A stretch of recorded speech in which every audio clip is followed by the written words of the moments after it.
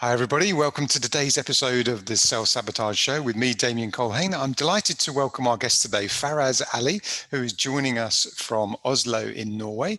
He's originally from Fiji in New Zealand, so we're delighted to have him join us. And Faraaz, why don't you go ahead and introduce yourself? Hey, Damian, thanks for having me on here and looking forward to sharing some wisdom with you. And yep, I met Damian through our publisher Yeah, because we've been, I think it's two books we have co-authored together. that's right. Yeah. And getting to know you through the publisher and just spending a few phone calls with you, it's the energy and the work you do is just so inspiring. And when I heard from you got a podcast running, I'm like, I'm here to help. I'm here to share my wisdom and also just have a fun conversation with you. Beautiful. So Thank you. We're so grateful to have you here. And likewise, the work that you're doing and the way that you write about the work and the way that you work with people is absolutely inspirational. So why don't you go ahead and introduce yourself and tell us a little bit more about your background? absolutely. So I originally started in IT, but then when I went into television, did a really, really bad Bollywood show. We're not going to talk about that. And then it was pretty much transitioning into the IT career, which is the standard path. If you come from Indian descent, you got to do some IT work.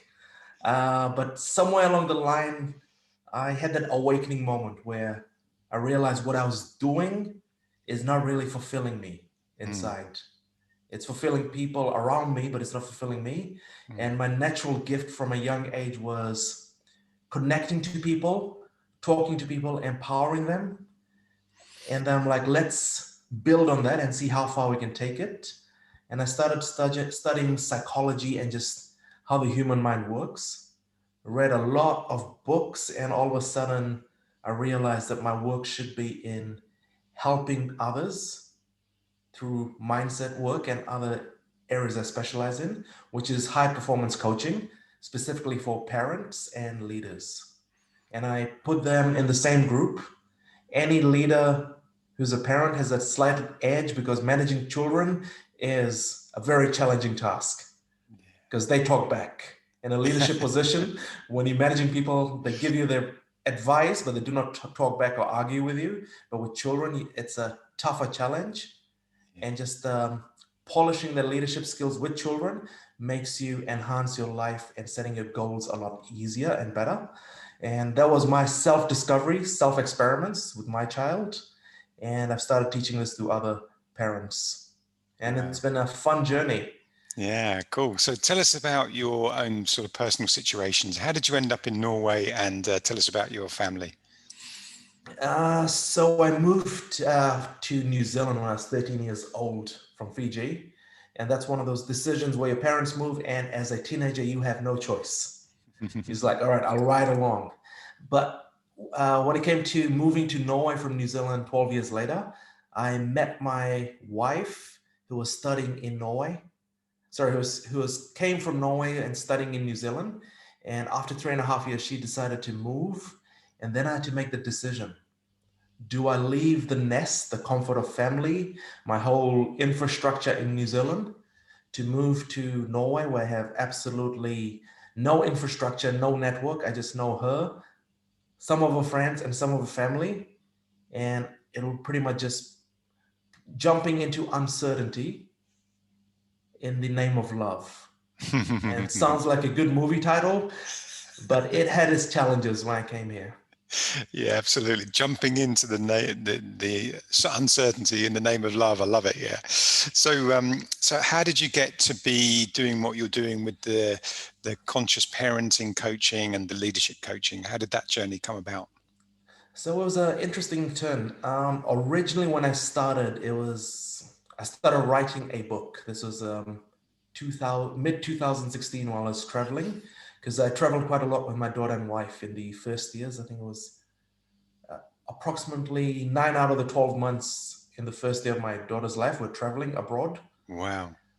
And I started noticing a lot of different patterns because when you're not a parent, you don't really notice other parents and the children, the dynamics, the relationship, the energy. You're just going on about your business. You play with the kids for a couple of hours, you return them. But once you have your own, you're fully immersed in that environment. And while traveling through some countries, I noticed there's so much stress for parents. There's so much stress to get it perfect. Yeah, They're yeah. trying to satisfy not themselves, everyone who's watching them parent a child, from the in-laws to their parents to the friends, the society, the cultural influences. And the stress just creates this energy for the child where they see their parents always hustling, always stressing, chasing scarcity, security, and significance. And this just rubs off on the child that the world does not have abundance. It is a struggle. What I'm experiencing, the negative energy of my parents, that is what I'm going to absorb. And that's what I'm going to shape my life around. And it Yeah. doesn't necessarily have to be that way.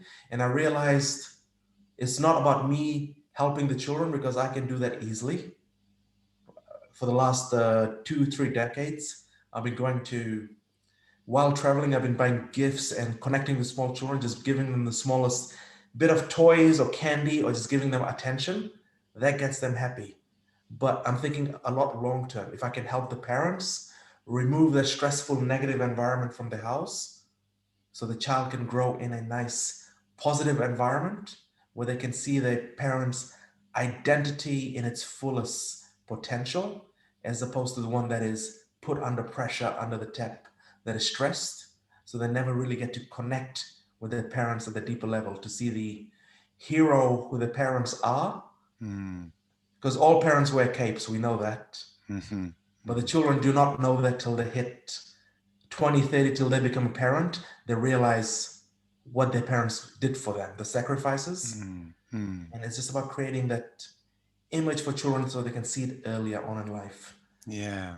Yeah. So yeah, the whole Beautiful. program has been about empowering parents to work less, enjoy life more, and just connect with the children better. Beautiful. It's such valuable work that. And, when there's so much pressure on parents to perform and so much pressure on, parents to be able to, as you say, hustle and survive and do their thing and get the kids to school and get the kids to kindergarten or get the kids to the plays date, whatever it might be. And so you're always hustling and trying to, get things out on time and get them out the door with their shoes on and, making sure they've been eating and all the rest of it. So I think it's so important to sort of just step back from that and go, hang on, what am I creating? What's my kind of consciousness with my child? Do I have that connection? What am I showing them? How am I showing up? And how are they going to show up? So we'll come on to that a little bit later because there's a whole topic around, sabotage as parents, which I'm sure we'll start talking about in detail. But before we move on to that, tell us a little bit more about your travel. So you traveled for the first 9 months of the 12 months of your daughter's life. So tell us about your travel. Okay, yeah. So it started off when my daughter was 3 months, and coming from a conservative society, because I was bubble wrapped as a child. So when I told my mom we're gonna go traveling at 3 months old, she's like, no, no, no, that's a bad idea. Children are not supposed to travel when they're 3 months. And then I'm like, oh, I haven't told you my full travel plans. We're gonna go to 12 different countries in 9 months. And she was a bit taken back, especially locations like Fiji, in a remote island where there's no hospitals or medical facilities. It's just total remoteness. A hut on the beach, which is a good way to spend time with your child away from the internet and all other distractions. So that's what it was. It started off in Singapore, New Zealand, Fiji, and then around Europe, and then Bali, and there was a few other countries. I won't name all of them here, but it was just constant traveling. And at one point, my daughter developed FOMO, which is fear of missing out, because she would fall asleep on the plane and wake up on a boat, or fall asleep on a boat and wake up in a hotel or in an airplane, and she's like, "What the hell is going on?" So her routines were getting disrupted, but she was enjoying the cultural experience because we Yeah. spent close to 2 months in Bali, which was a really eye-opening experience and such a beautiful place to bring up a kid. such good access to food, good weather, and a whole great network of friends down there. Mm. So I just really enjoy the traveling, and it's nothing something I had had a child, had a midlife crisis, like, okay, I got to travel now. I used to travel quite a bit prior to this, and becoming a parent, a lot of people said to me, Faraz, your traveling's over, son. You can't do this anymore. You can't do 5 to 10 countries a year. And I'm like, why not? They're like, because you have a child. I'm like, okay, I'm going to go test that theory. And this kind of gets connected to COVID-19 right now, because the whole remote office concept for a lot of people, Mm. it wasn't that openly spoken about or granted to all workers. But now, because of COVID-19, the whole workforce is almost remote. So this will change the game significantly once we start traveling again, and parents can just decide, I'll go to a country for 3 months with my child and my partner, and it is okay because I Mm. still can get my work done and still enjoy a different culture. Yeah, yeah, beautiful. Because my alternative was just to stay in the same environment while on parental leave, Mm. which in Norway is about 12 weeks for the father. And Mm. I would have lost my mind because I'm always doing something, and just sitting in a house with a baby for 12 weeks would have killed me. So that was the hidden incentive and motivation. Just go travel, do what you like, and the child Yeah. will adapt to it. Yeah, beautiful. And it's amazing that you've had the opportunity to share that experience with your daughter and with your partner as well. So talk a little bit about the way that you blend and work while you're traveling. You're able to do your work because it's like a digital nomad type of lifestyle where you can continue to travel and work at the same time and balance that with being time with the family and time planning the trips, etc. So how did you kind of manage all that tension? It's what I've been teaching other parents as well. As long as you have systems in place, everything's gonna work smoothly. And what I mean by systems is, you're probably familiar with a book from Carl Newport. He speaks about deep work, No, and this tell us, is share it.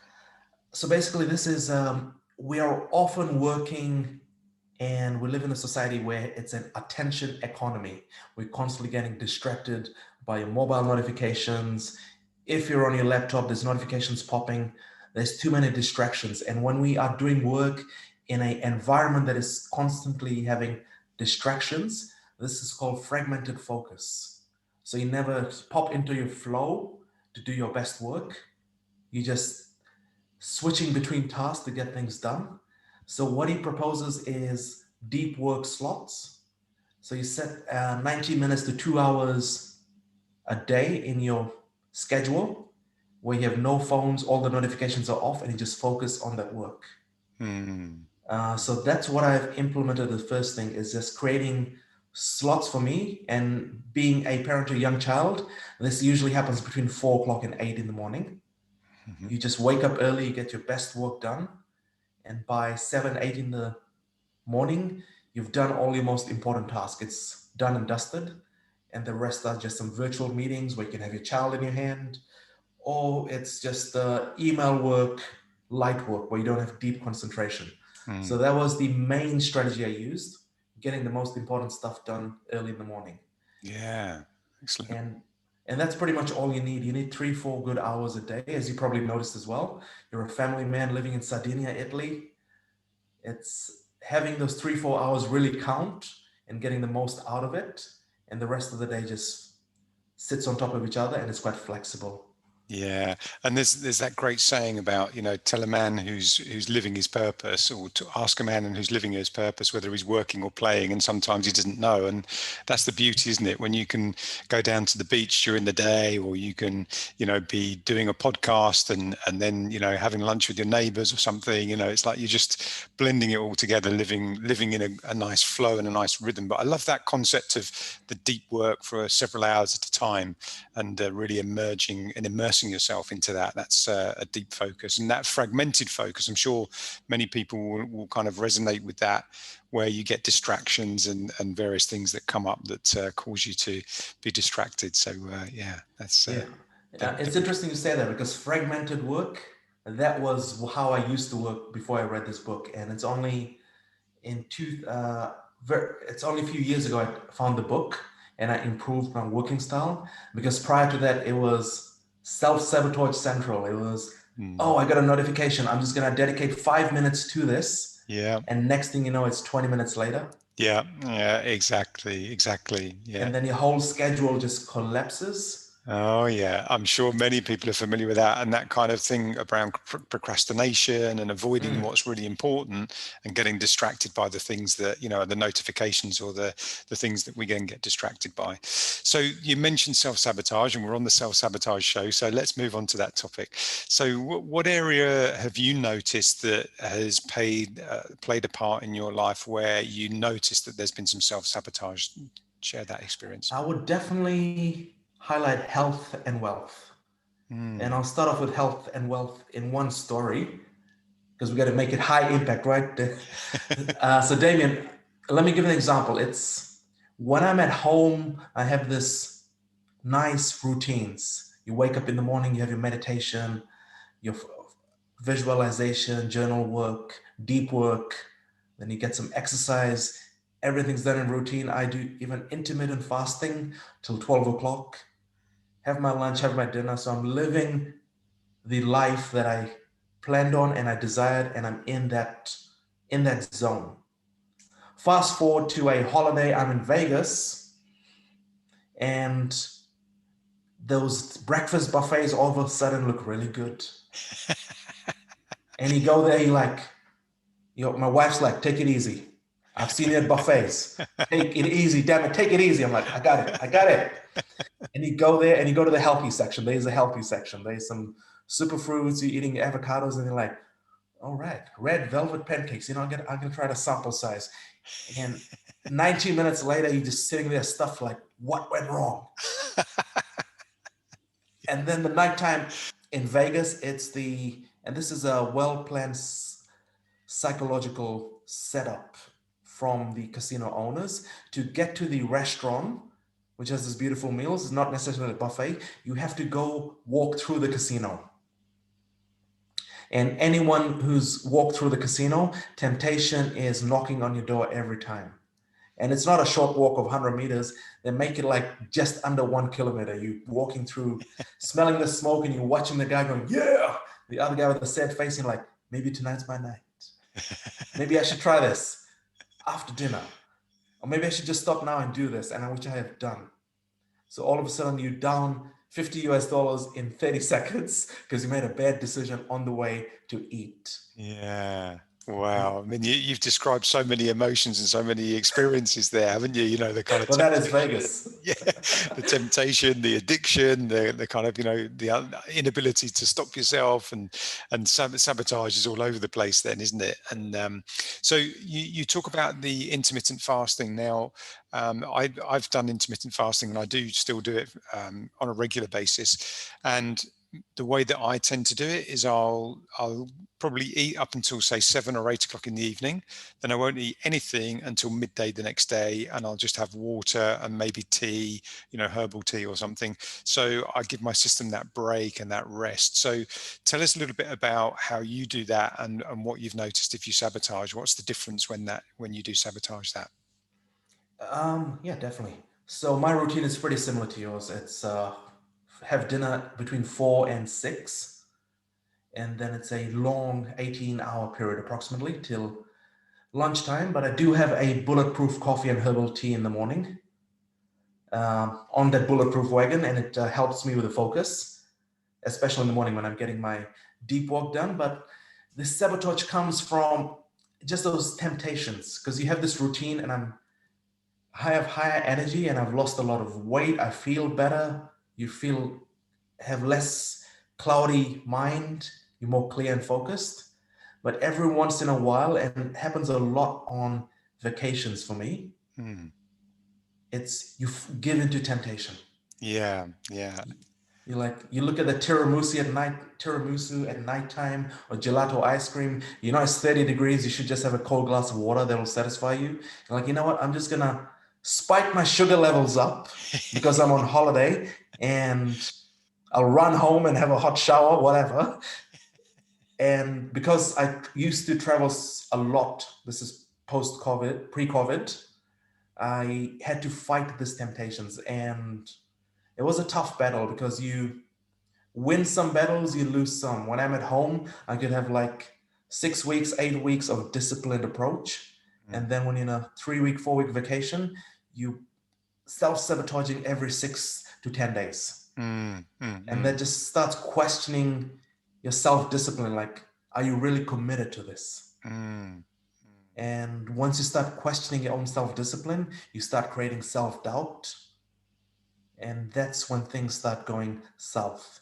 Yeah. So you've kind of moved into the area of my next question, which is around the sort of impact and suffering. So how do you notice the difference and what impact does it have on you then? So we're all human, and we make a commitment to stay clean and have a routine that serves our health and wealth, all our systems we have in place, a lot better. But we do make mistakes, and we have to remember it is a commitment we are making to our systems and routines. It is not a commandment. So that's the first thing that is very important. But then if we deconstruct that further, if you're breaking the commitment multiple times, then it's just not going to stand. It loses its value as a commitment long term. So if you're breaking your routines every 6 to 10 days and just telling yourself, I'll fix it next week, I'll fix it next week, you're just prolonging the process and not focusing on fixing it right away. And it is quite tough. I mean, temptation is a sort of addiction. You just want that quick dopamine hit, whether it is from sugar or whether it's just gambling or just doing something that is usually not serving to your long-term vision, goal, or your identity. But it all comes down to, there's the book from James Clear, Atomic Habits. It's like we invest ourselves in short-term pleasure, which gives us long-term pain. And that is, let's say you eat a dozen donuts, because in the US, we don't have Dunkin' Donuts in Norway. So you drop a dozen donuts, and as mama says, that's 2 minutes on the lips, 5 years on the hips. Yeah. That's going to cause you problems. But if you have the discipline of, let's say, going to the gym, running on the treadmill for 20, 30 minutes, yes, that is going to cause you pain in the short term, but in the long term, it's going to give you pleasure by giving you better health. So that's one of the books that changed my perspective. There's two things. That book is like, what am I doing right now? Is it giving me pleasure or is it giving me pain? And if the answer is pain, let's do it. Because short-term pain is going to give long-term pleasure. And once I had that perspective shift, it helped me focus on the present moment, which is usually the biggest challenge. But then I found out the second part of the equation through lots of research, as I do for my book, and just studying the human mind, human psychology, how we all work. And it came down to identity. See, my previous issue was I didn't have my identity fixed. So if you want to be an athletic person who looks after his body, goes training, eats well, because staying healthy is 80% what you eat and 20% training. So if you have done that research and you have role models, like I use Usain Bolt and a lot of other athletes who have high twitch fiber muscles. So I follow their eating regimes, their training regimes, and I see what their values are and what their characters are. And some of the values and characters are, wake your ass up at 5 a.m. and train.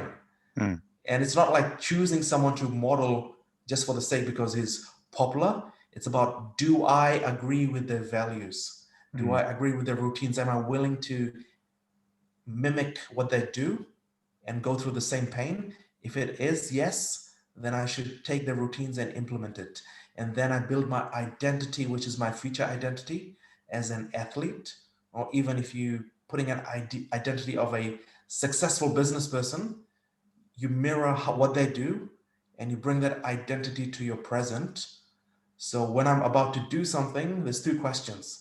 Will my future identity that I've created which is set to my vision of who I want to be, is this action aligned to that identity? Mm. And usually the dumbass shits I do, it says no. I'm like, okay, stop. All right, that's a good answer. And if I break through that first barrier, the second one is it giving pain or pleasure right now? Mm. Mm. And that's my own safety protocols I have from self-sabotage, which Yeah. is working quite effectively for the last 18 months. Very good, very good. So you mentioned about the identity and how important that is, and many people who are listening probably might not be familiar with the work of Carl Jung, who talks about the identity and the shadow self and how we form this impression for other people, this kind of mask that other people see, which is our identity, which is created by our ego or unconscious. But what you're talking about is really understanding yourself at a much deeper level, where you understand your values and you really get really clear on what your identity represents. So tell us a little bit about that. How did you go about finding what your values are and getting clear on your identity? Ooh, how long is the show? How long is the show, Damien? Take your time, man. Take your time. Tell us. Yeah. So what happens is, and since I work with a lot of parents and I've been studying the development of children from a young age to the young adulthood and adult life, is you grow up and as a child, you just want to enjoy life, you live in the present moment. But there's the society, cultural constructs, the doctrine of how you are supposed to be. It's the identity that you have to absorb and place on yourself or fully integrate into it. And the reason they do it is to fit in. And as a child, I had to put on a lot of different identities. I'm like, I don't like this religion aspect of things. I don't like this cultural aspect of things. And they have this line in Hindi, "Log kya kahenga," which means what will people say? And they refer to these all the communities around you, because if you are rebelling, you're bringing a bad name to the family. That's their perspective, and that's why you have to fit in. Mm. So if you can want to, like when I decided to do some television and modeling work, coming from an Indian background, before I did the really bad Bollywood show, it's when I stepped into that and like, hang on, you're not supposed to do that. What will people say? Going Yeah. topless on stage, all of a sudden it's like, this is this guy, and they have this stories that this life would lead to drugs, alcohol. That's how it usually goes, how Hollywood paints it, and people start thinking with that perspective. So some of my family members objected what I did, but I started stepping to my identity. It's like, if I'm going to be creative, this is the path I need to choose. So the whole process was between teenage life and the last 5 years is sitting down, doing a lot of shadow work, going through why I have chosen some of the identities from my life in Fiji, New Zealand till Norway, Mm. and do my values that I've created now, do they align with those identities? Or is it just a mask I put in to belong to different societies? Mm. Mm. And what it meant was a lot of writing, a lot of tears, a lot of going down paths that I tried to suppress, and just visiting all those memories and breaking all those identities, shattering it. Mm. And once you remove it, you're stuck with your values, your character, but you need something to build that on. And that's when you get role models from the future who are successful around you and see what works for them. And you build that into your current identity. And your identity is always dynamic, but at least 80% of it is defined, because we are constantly learning and unlearning and modifying and optimizing yourself to become that higher self. So the whole process was, let me just summarize on a framework, is identifying those identities that do no longer serve you and removing them. And secondly is integrating identity values and characters of role models that will actually align to your vision, your goal, and what you represent. So that's the phase, and it's a continuous yin and yang balance of Mm. removing something and putting something in. So you're Mm. always moving forward, but you're always cleansing to be on the right path. Yeah.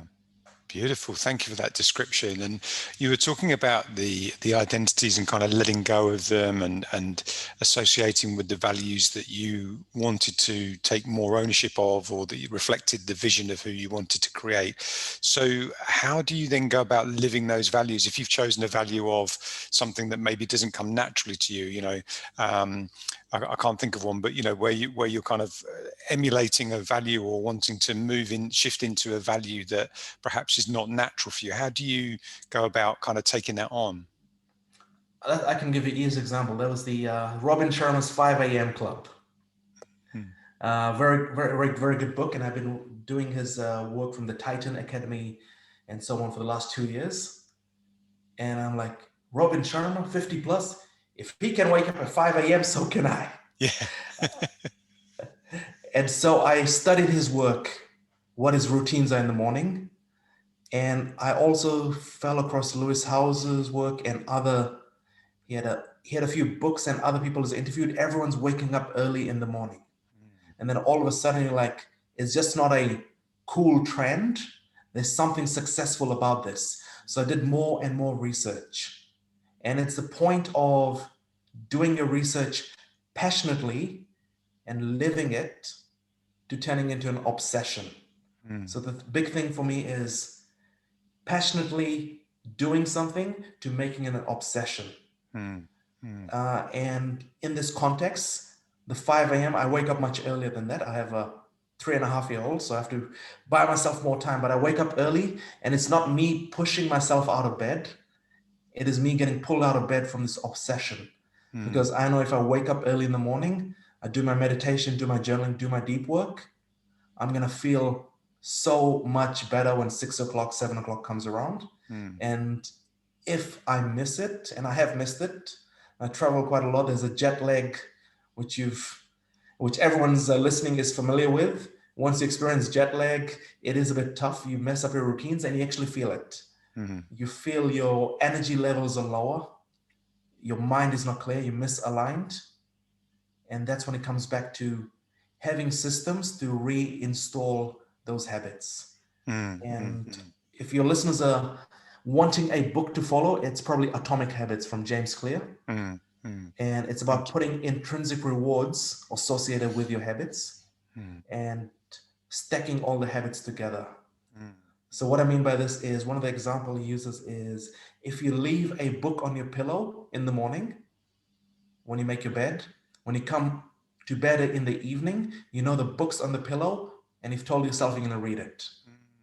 And you automatically go into that flow, read the book, and then go to sleep. And it's the same thing with my morning routine. Everything's ready.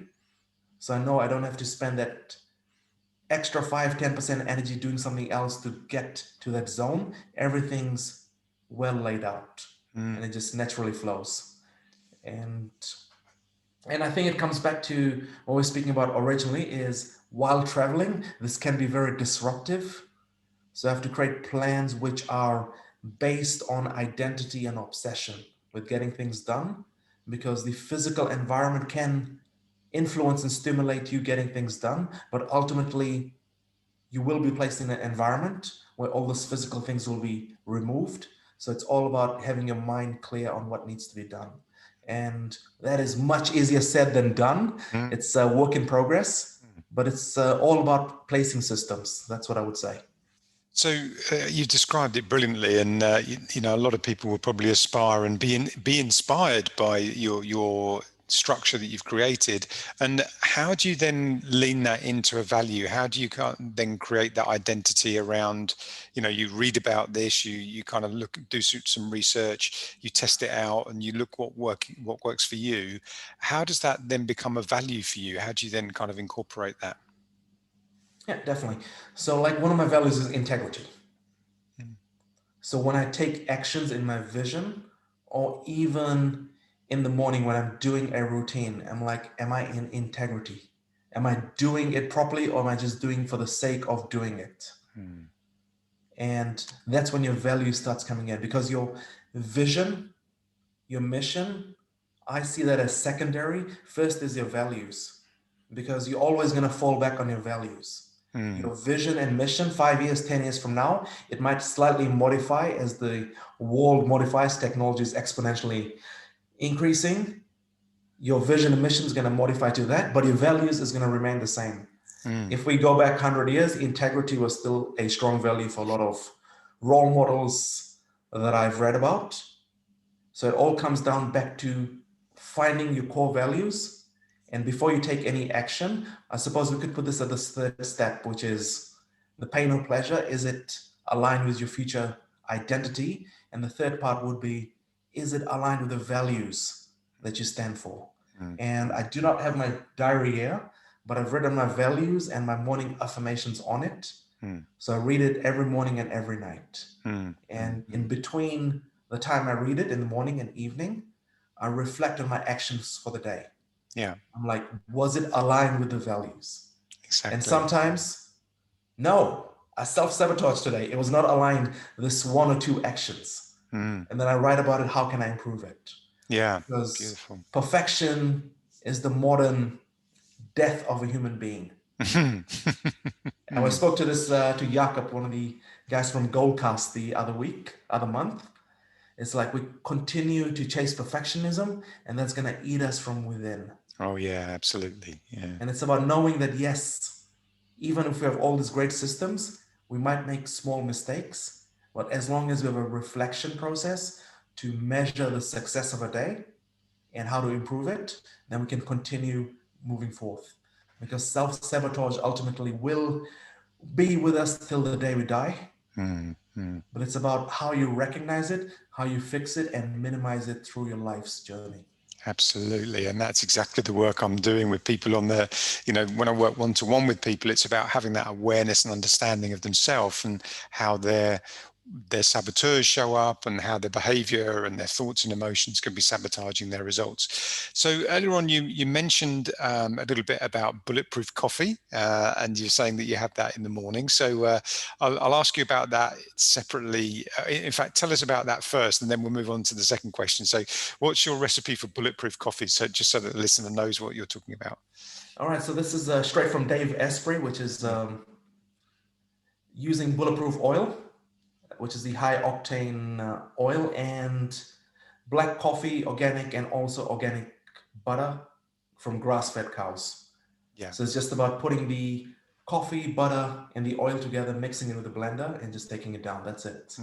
So if you look up Dave Asprey Bulletproof Coffee, he's got the recipe online. The recipe's online, yeah, exactly. The recipe's online, so it's easily available.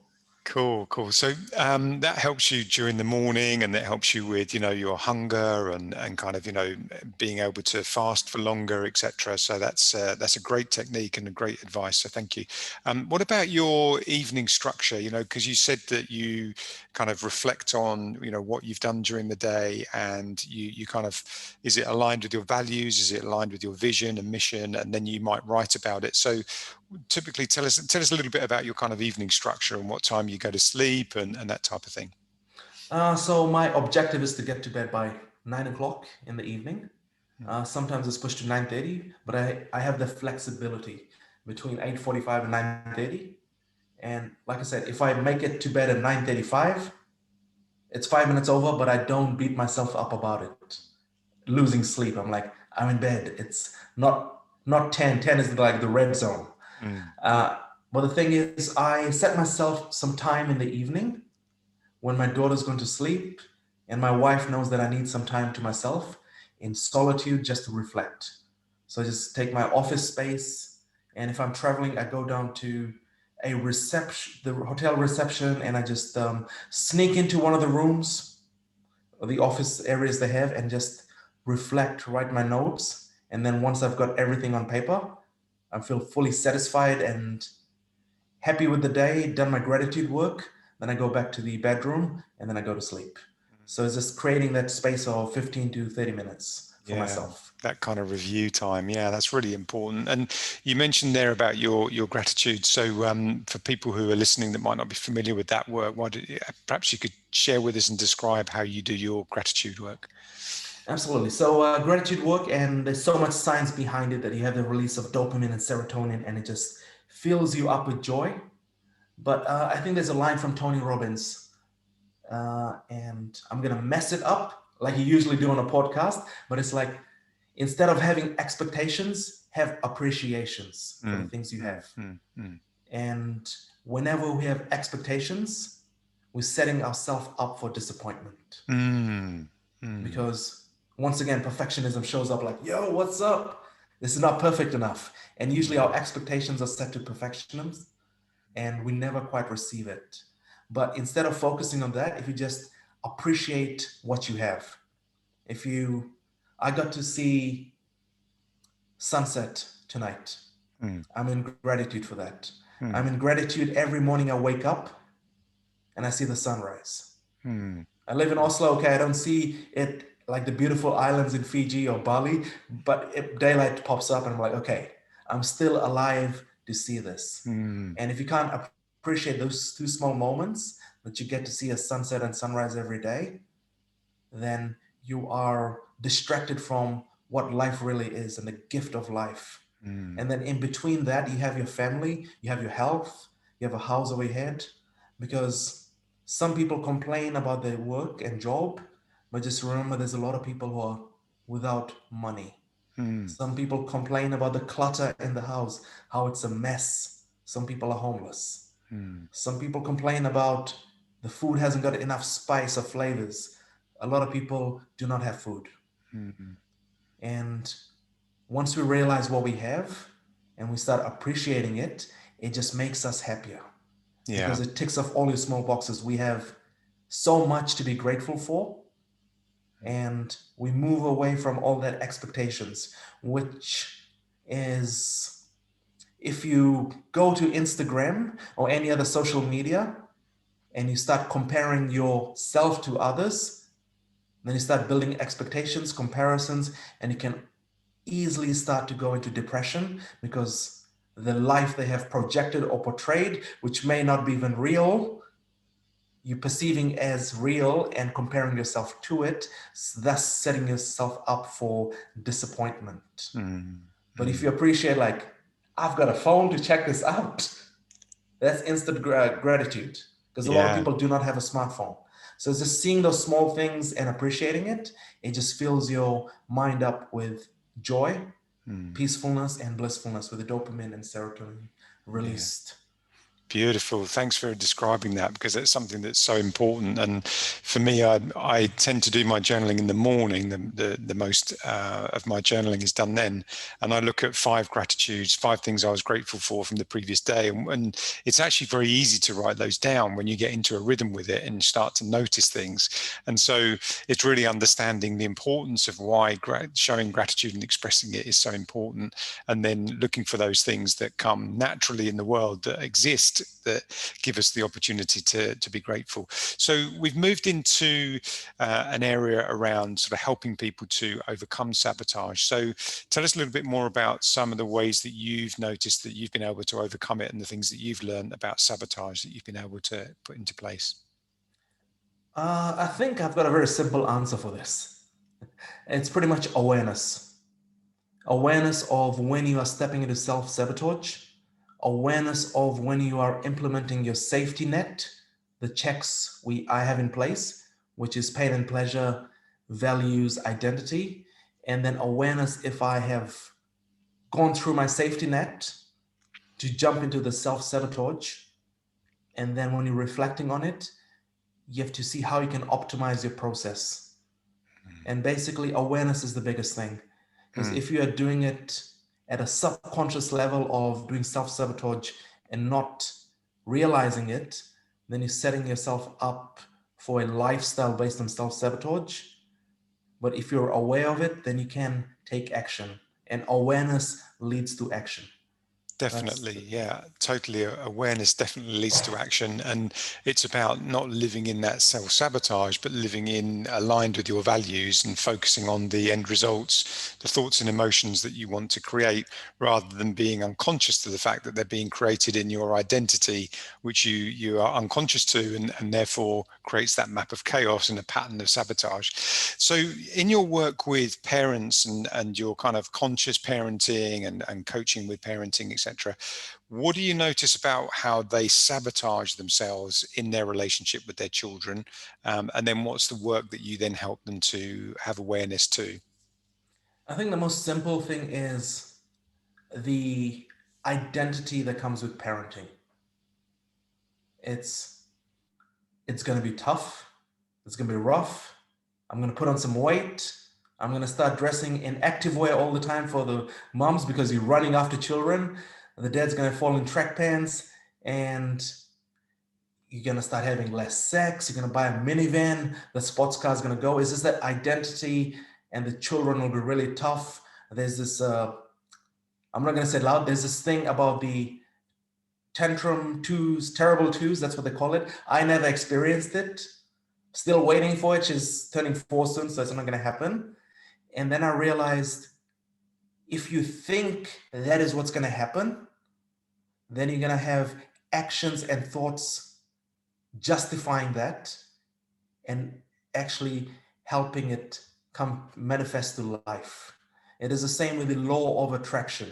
When I read the book The Secret and I studied the work of law of attraction, it's like, what do you think will manifest and come to you? And we do a lot of self-sabotage by having negative thoughts. And let me give you an example that I told someone very close to me. I can't give her name, she'll kick my ass. It's, okay, let's just say a mom, when they're supposed to spend time with their children, and dad's going on a business trip. It's like, oh man, you're going on a business trip. I'm going to be alone with my child for 2 weeks. It's going to be tough. That is one framing of it. What I wrote in my book is reframe it. Oh my God, I'm going to spend 48 hours with my daughter. We're going to have such a great chance to bond and connect and have so much fun. See how the shift is? 48 hours of toughness, 48 hours of awesomeness, of fun. So all of a sudden you going into that with a winner's mindset, into the positive scenario that you're going to have a lot of fun. But if you're going into a negative scenario of 48 hours is going to be really tough, you've already lost the game. It's like all the professional athletes as a boxer, they know they're stepping into the ring, they have a chance to win. If you're stepping in a ring like, man, this guy's going to knock me out, it's just a matter of which round, your head's going to be, you already lost the fight, right? Yeah. And it's the same thing with parents, is you have to have the winner's mindset of seeing parenting as an opportunity, not as an obligation. I'll repeat that. You have to see it as an opportunity, not as an obligation. And once you make that shift, then you're going to enjoy it a lot more. So that's the biggest feedback I can give on that, and how I do with the coaching is just helping parents reframe their perspectives, drop all that bullshit that comes with parenting is tough. You have to sacrifice everything, boys' night out, boys' trip to Vegas, all of that is gone. None of that is gone. You are the architect of your life, and your child adapts to your life as you go. The same thing came with my traveling. When people said, you have to stop traveling now, I'm like, no, I'm going to continue traveling. She's 3 months old. She's going to adapt to my traveling and not influence my life.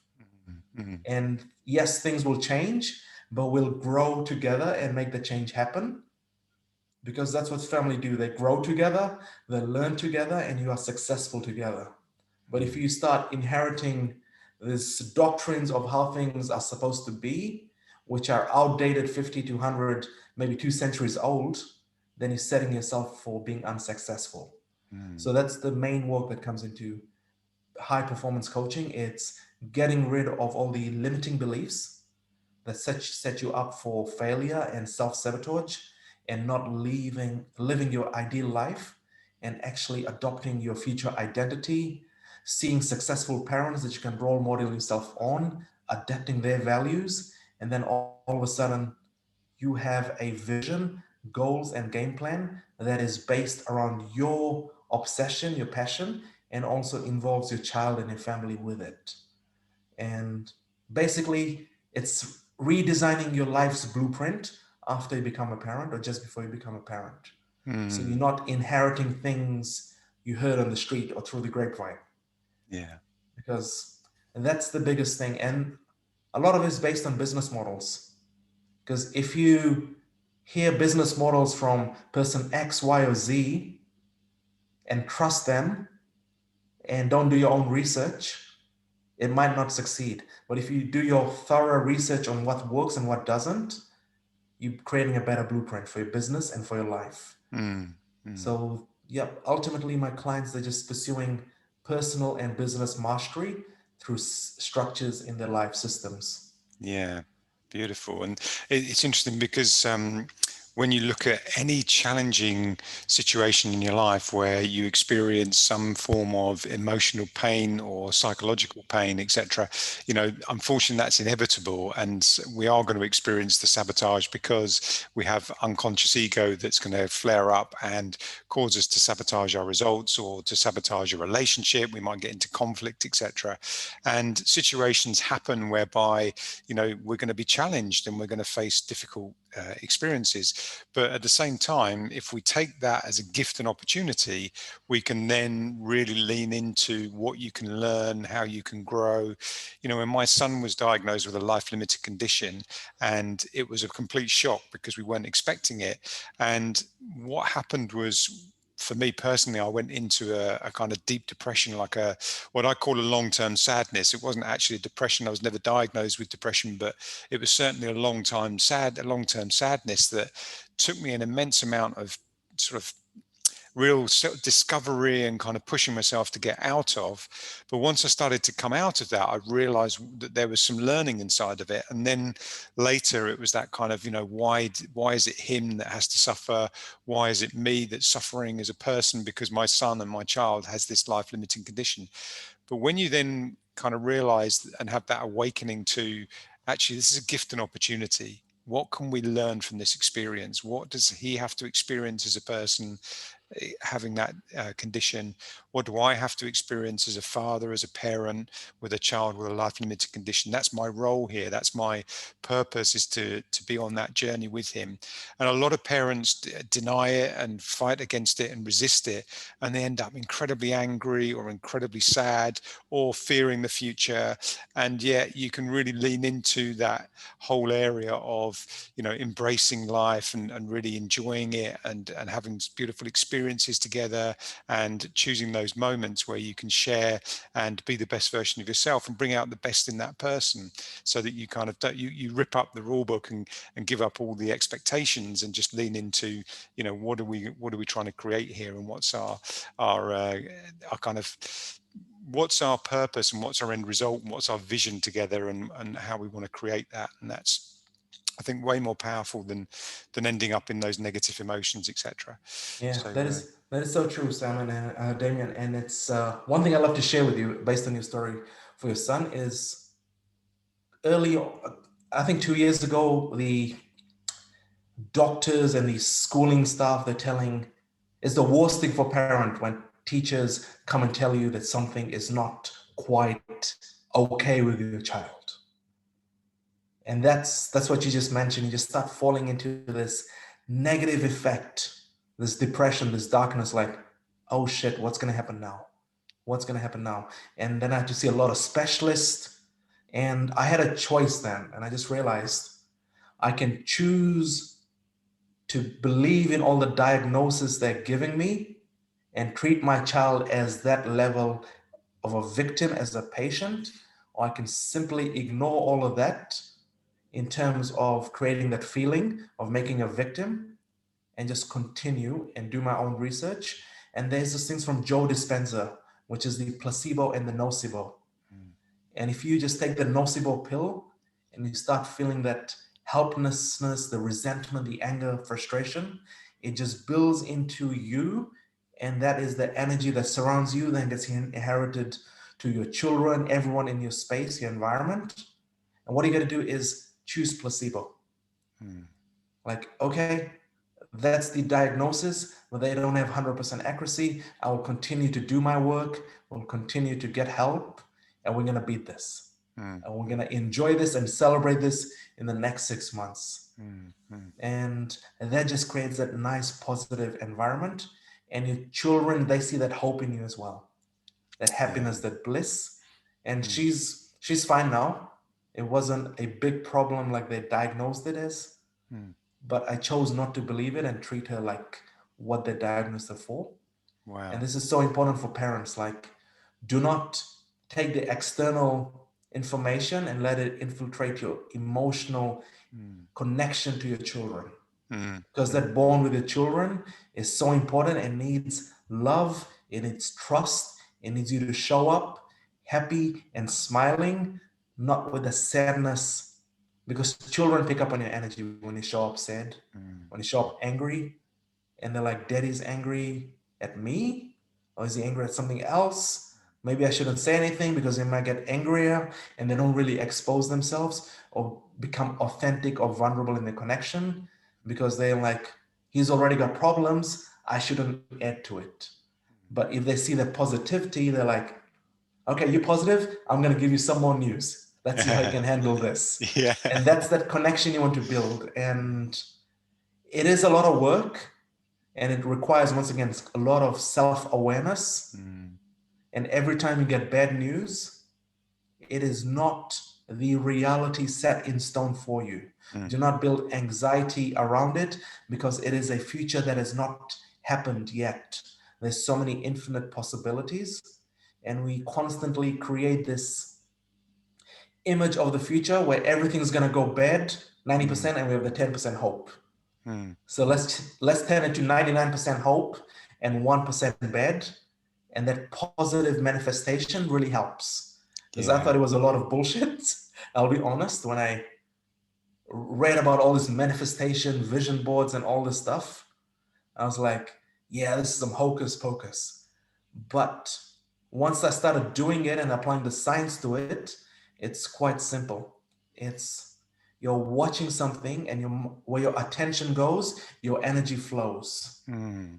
Mm. And I really didn't understand this line when I heard Tony Robbins 25, 30 years ago. My brother had those old school boombox with those cassette tapes. Mm-hmm. I was the younger brother, and he used to listen to Tony Robbins. So I used to be forced to listen to him. Big old Tony, like, where the attention goes, the energy flows. I'm like, Yeah. who is this guy screaming on the radio? But anyway, when I read that line in his book and later in life, I finally understood what it meant. It's like, Mm. if you create the positive outcomes for you, your family, your business, that's when your energy is going to flow. You want to make that positive outcome a reality. And it applies to everything in life. So I think it falls back on your work as well. Every time you self-sabotage that outcome that you set up for yourself positively, you're recreating the outcome, and you always never downgrade that positive outcome you've set for your life. Mm. There's only one way up, always upgrade. And I think you're definitely talking about the mindset, and you've mentioned Tony Robbins, and he's a great mindset coach. And when you look at some of the great philosophers and authors, and you really kind of understand their work and teachings, and Joe Dispenza was someone you mentioned as well. And I love these authors, and I love reading about how they've created a different reality, and shifted their mindset. And then when you start to apply that for yourself, it's like, oh wow, this really works, and really kind of show up. And then we work with clients to help them to do that and make that journey, and make that difference. And there's a beautiful quote from Viktor Frankl. He was a survivor of Auschwitz. He he was imprisoned in Auschwitz, and he started to notice that some of the work that he could do, because his mindset was different, he could help other people who were in that same situation.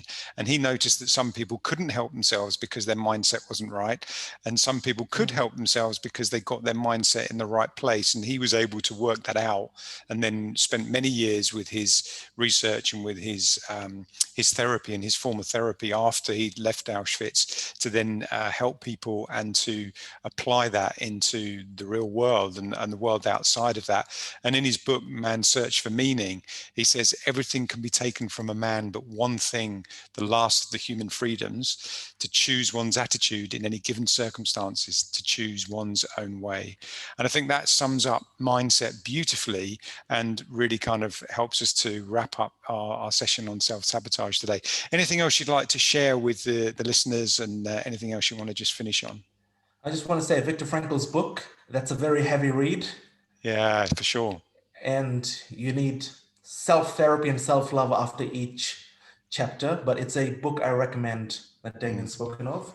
Yeah. My final recommendations is set yourself role models of who you want to become.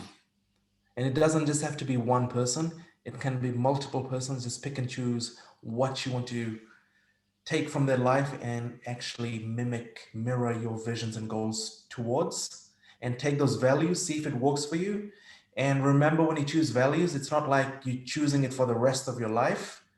You choosing it, you testing it out, and if it doesn't work, you choose another one. Yeah, Which is exactly. very similar. We often think we're making a choice, it has to be perfect, otherwise your life is over. It's back on the sofa eating M&Ms and Ben and Jerry ice creams, binge watching whatever shows are going on right now. But it's not about that. It's about constantly measuring your success, what's working, what's not, and continue learning and unlearning and improving. So never stop learning and always have awareness. That's the main thing. We should print that on a shirt. Yeah, Always keep definitely. There's learning, a have fridge magnet awareness. and a hashtag and everything. That's excellent. Thanks, Faraz. It's been a pleasure speaking to you, and really appreciate all your insights that you've shared today. And keep up your great work with the parenting and the conscious parenting and the coaching and everything you do, because you're an inspiration with the structures you create and the way that you align yourself with such authenticity and integrity. It's a pleasure to see that, and just keep being who you are, man. It's great that the universe has you here and has you being the best version of yourself. So thank you, brother. I'm trying my best, Damon. So I look forward to the reverse podcast. I'll have you on my show very soon, Yeah, thank and we're you. going to break down into who Damian Culhane is. So if your listeners are listening, we're going to have some deep questions for Damian. So I hope you're looking forward to that. One to look forward to, indeed. Thank Thanks you. ever so much, Thank you, Faraz. brother. Have a Yeah, great weekend. yeah. Ciao. Take care. Cheers, Faraz. You're a great guest to have on the show. Thank you.